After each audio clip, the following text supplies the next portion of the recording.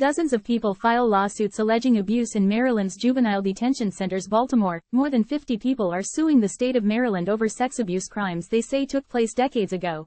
The allegations follow in the wake of a new state law that lifted the statute of limitations on when a person can file these types of cases. Martin Ramey with Rhine Law Firm told WJZ that many victims are ready to come forward decades after they were abused.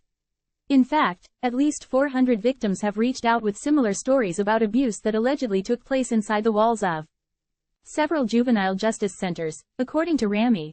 I used to hear keys turn at night, but I never knew what it was until it happened personally to me, abuse survivor Claudia McLain said.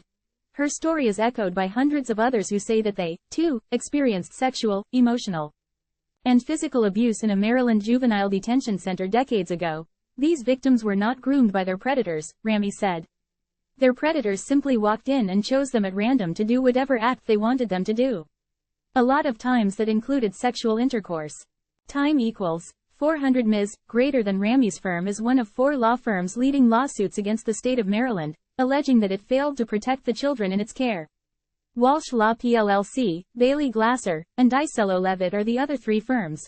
Ramey told WJZ that the complaints detail hundreds of incidents spanning between the 1960s to 2020.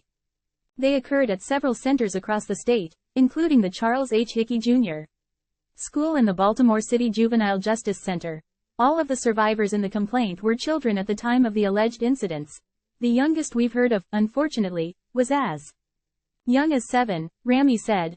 All of the lawsuits were filed on the same day as when the Child Victims Act of 2023 went into effect, October 1, according to Ramey.